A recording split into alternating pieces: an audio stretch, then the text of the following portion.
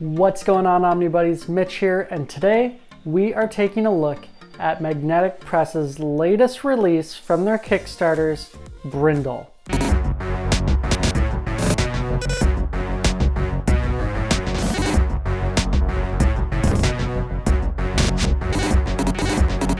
All right, before we get into it, a few things.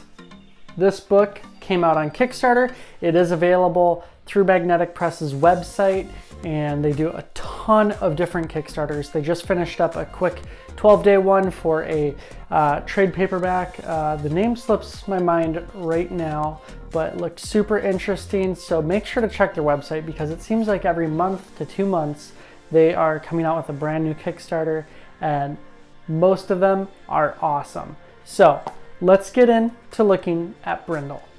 All right, so here we have the book, Brindille. It's by Frederick Brrémaud and Federico Bertolucci. I'm sorry, I am terrible at English, let alone any other language. So if I butchered these names, which I know I did, I'm very sorry to the author and artist. All right, let's get into it. So the presentation of this book, it's all obviously got the classic rounded corners, beautiful hardcover. This is the Kickstarter variant edition cover. So that's what that is. It's got that spot UV on it, as you can see up there. Just gorgeous. Love the colors of this book and the hardcovers. Here is a look at the spine. It's got that spot UV on there, which is just awesome. Classic Magnetic Press logo and a cool little Brindille sword from the story. Here's the back of the book. The book is just over 200 pages. I want to say, let's see.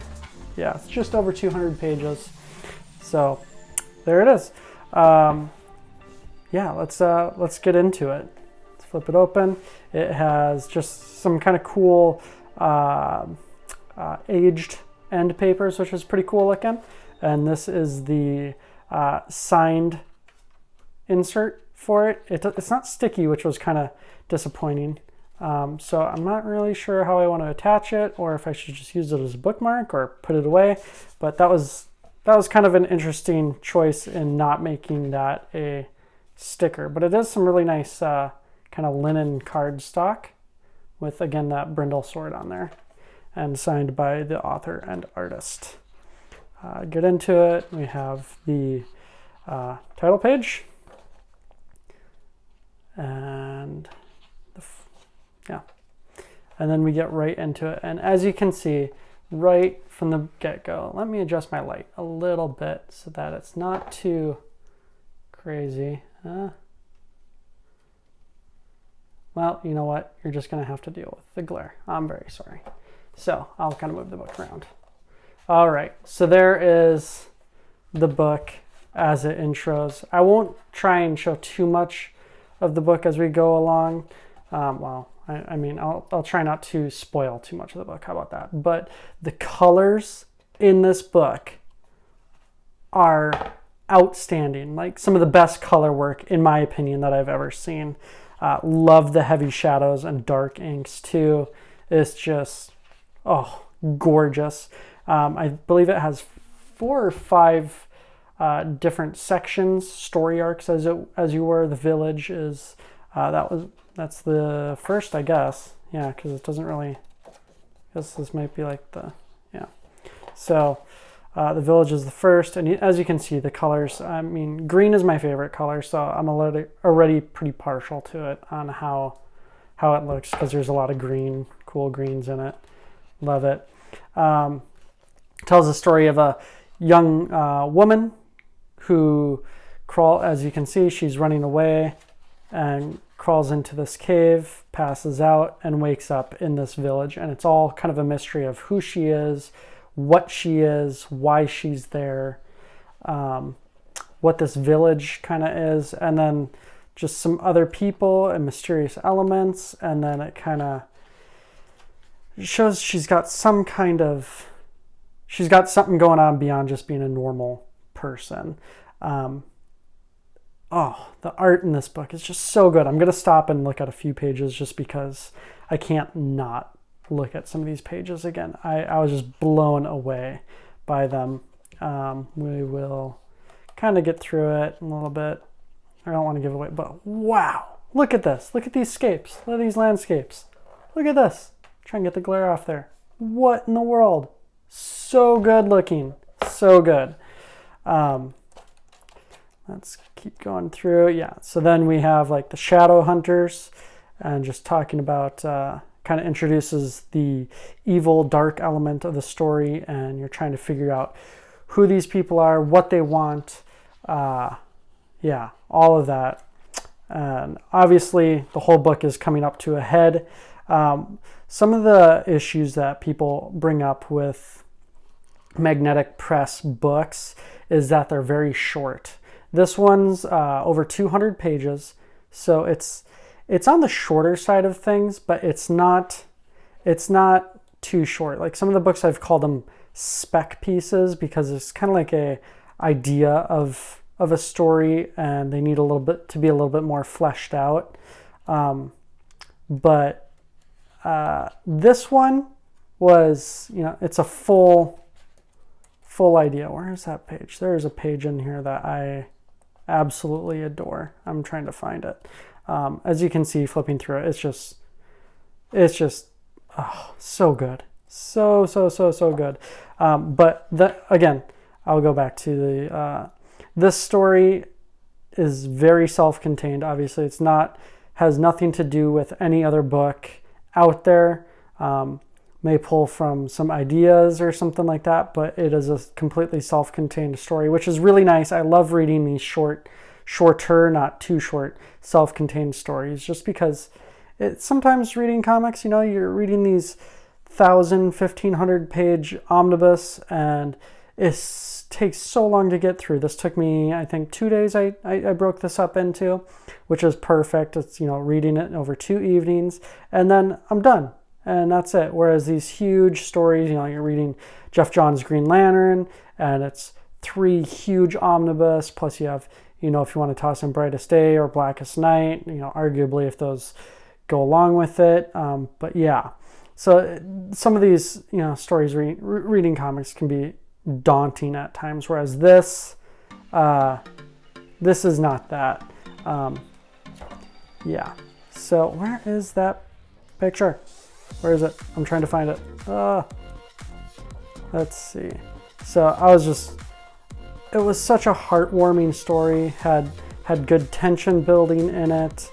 There is the picture. It took me forever to find it. I don't know why. I don't know. But look at that art. It's so well done. At points it's very minimal, but the color and the high contrast it's just beautiful. I would call this one of my favorite looking books, some of my favorite art in any comic book. So if you're wanting to get an idea of what my art tastes are for comics, this would be a piece that I would say kind of is representative of what I love about comics. So if this is for you, if this art kind of fits your style, perfect. Time passes. I'm going to skip that part so you don't see the end. Here's the sketchbook. So these are the added extras at the end, which just kind of goes through Brindille and her story, and I guess his name, they never really talk about his name, the Loop. But the wolf, the fox, I saw him more of a fox. She calls him a wolf, but whatever. He's adorable and he's awesome.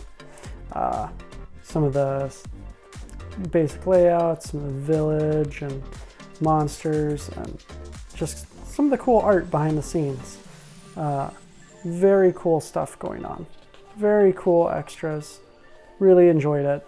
Then a little bit about the author and artists in there.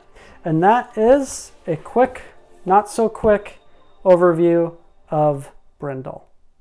Like I said, the artwork is just phenomenal. It is some of the most beautiful, it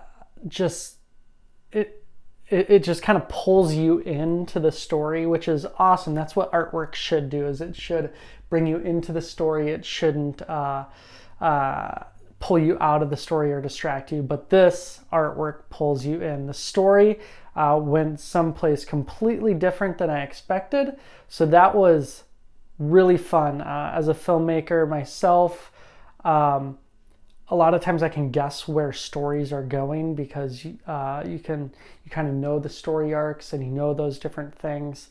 So it's nice to run into a story that takes you by surprise.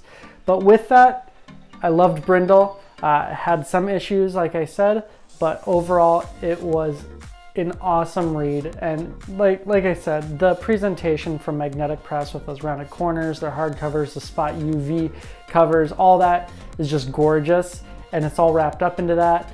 Their shipping's a little expensive for my taste, but if you can pack a few books in together, or if you back a Kickstarter and you throw a few of these books onto that Kickstarter and get them kind of all in together, that can help alleviate some of that pain. I know with the carbon and silicone slipcase Kickstarter they just did, you can throw in a bunch of stuff on top of that, and they're offering shipping with that, which is pretty cool and a pretty good way because they know that their shipping is a little bit more expensive, but they do ship well, and most of the time their books are packed really well too, so you don't have to worry about that at least.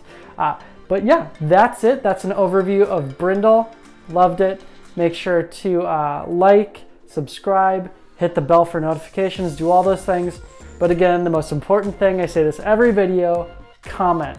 What are you reading? What'd you kickstart? Have you read anything by Magnetic Press?